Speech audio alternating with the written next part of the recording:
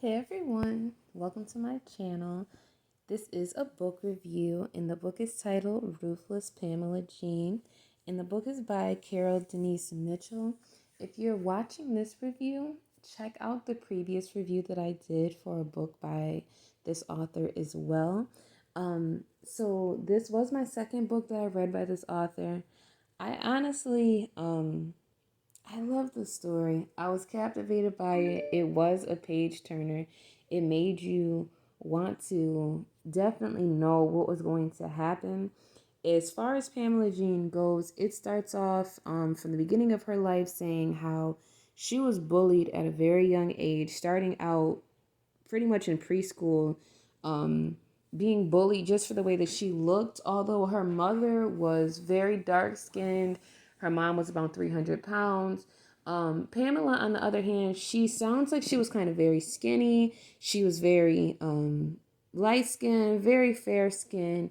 She, as she aged as well, she still was kind of a smaller woman. She really didn't have breasts that were like fully developed. She kind of was just a very petite and very high yellow woman. And unfortunately, as a child, kids tend to bully her to an extent that was unreal. They did pick at her. They would call her names like Lima Bean. They, I don't know. Kids are so brutal and so just, I don't know. Kids are just horrible. So it's like some of the things they said to her, and they would even make fun of her about how her father, Alfred, left her mother. And I felt bad for her mom because when her father saw the baby, like he was like, basically, that baby's too light, its hair's too nappy, I don't want to be bothered. So she didn't have an active father in her life at all. She didn't have a father at all for the first 17 years of her life. Um, and what was kind of sad, and what I kind of noticed tends to be a pattern in relationships, is that sometimes, people will wait until something regular happens and they'll use that as an excuse for why they're ending the relationship or why they're walking away or why they can't really take anymore. And while I'm a very big advocate on doing what's best for you, that was not the case when it came to her father, Alfred. He was actually just leaving her mom because he was engaging in an affair with another woman that was several years his senior. So it was kind of heartbreaking, and I'm sure that the damage that it left on her mom was pretty bad because she never actually did get into another relationship. After that, her mom, Betty, actually just focused on pretty much raising Pamela because Pamela had a lot of issues. Pamela dealt with a lot of anger issues, a lot of frustration. I think at first she was very introverted, and I think she just kind of absorbed all the pain and absorbed all the bullying. She did have her mom at home to be able to talk to, and her mom wasn't this you need to suck it up type. Her mom was very understanding, and her mom tried to talk to her and tried to see, what could she do to help her. But in the same breath, like, I think what happened with Pamela, she just snapped. I think we've all been in situations where we have been fed up, we couldn't take anymore. And unfortunately, when Pamela did snap, she actually caused physical harm to two other kids. Now, the thing about it is, there's no way to even like slimly brush over it. She actually beat the mess out of them with a brick. And the way that happened was they basically led her to this tunnel. These two kids that were not her friends whatsoever, they led her to this tunnel, and they went and lit fire paper, or excuse me, they lit fire to a newspaper, and they basically were getting ready to assault her. So of course the police were called. She ends up going to jail. I was honestly shocked that they only gave her 2 years. I understand it was a case of self-defense. The one girl only had one eye that was really functioning, could never speak again. The other one lost her hearing entirely. So I just was shocked, and I didn't know how realistic it was that, she only went to jail for 2 years, and then she was able to go back to the same high school. So at that point, she was about 17, 18. Um, she did start talking to a therapist at 16. The therapist was very helpful in kind of putting a mirror up to her and telling her, like, girl, you got to get your life together because the path you're going down, it's not going to be good for you. Um, her dad did try to come back into her life, but from a very young age, Pamela had this obsession with Iceberg Slim and wanting to be a pimp and wanting to be ruthless and wanting to pretty much kind of, I wouldn't say con people, but kind of prey on the weak to an extent. She wanted to punish all the people that had treated her bad, all the people that had bullied her. She just would envision pimping them and taking their money and making them work for her. Like, it was pretty bad. And she started like fantasizing this at 8 years old. So it's like she's always been very troubled. I think, while for some I think it might be a far-fetched idea, I think there's many more Pamelas out there in the community than people care to actually realize or think. I think there's a lot of kids out there that have been bullied their entire lives that finally snap and they become extremely aggressive, they become extremely hostile.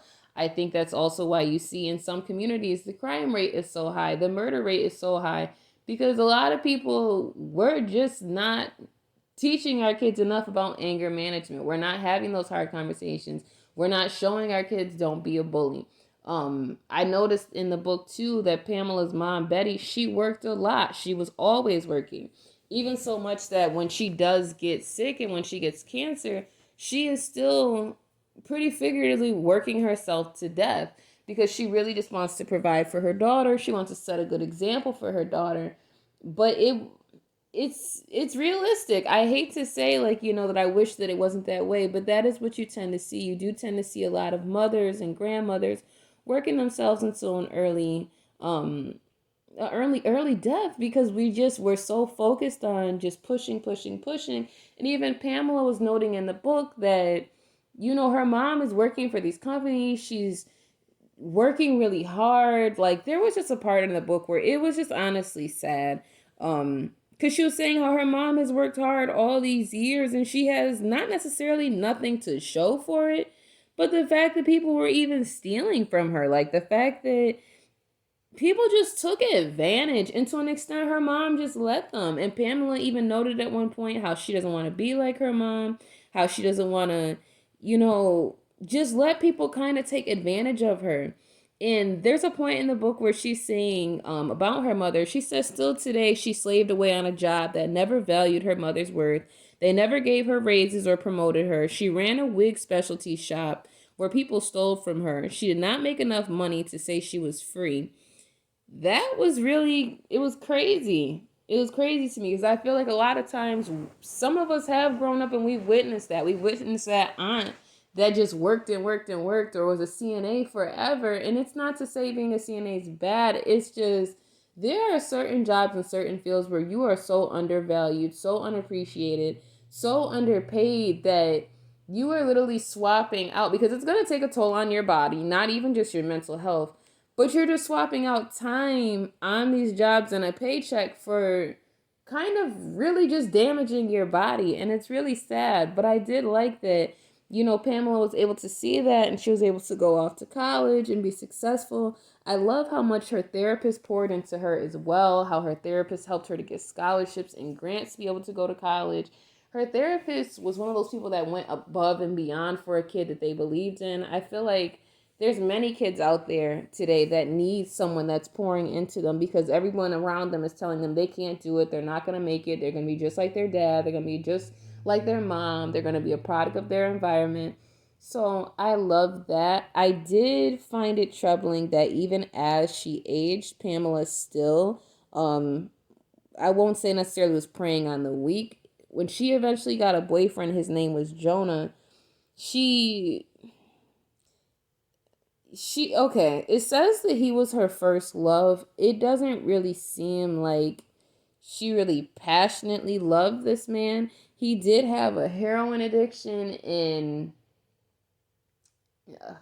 she kind of just was watching him wither away to an extent. I do love that she had some tough questions for her mom at times. She did have some tough conversations with her mom, but I also like that, her mom kind of was still there and still trying to support her. At times, her mom was trying to redirect her entirely, even when Pamela's like, no, this is what I am, this is who I am, this is what I have interest in. I didn't always agree with some of Betty's views and some of the things she expressed and some of her feelings about having a possibly gay child. I didn't like the way she vocalized that. But all in all, I did enjoy this book. It was a very believable story. I would definitely recommend this book. I enjoyed it a lot. So if I were to give this book a rating, I would give it a 4 out of 5 stars. You can find this book on Kindle Unlimited on Amazon as well. But if you don't have Kindle Unlimited, I think again the book was definitely under $4 at most. So if you plan on checking out this book, please leave a comment below. If you've already read it, leave a comment below and let me know what you think. And as always, if you have not already, hit that subscribe button so you can stay up to date on all of the book reviews that I'll be doing on this channel. See you guys later.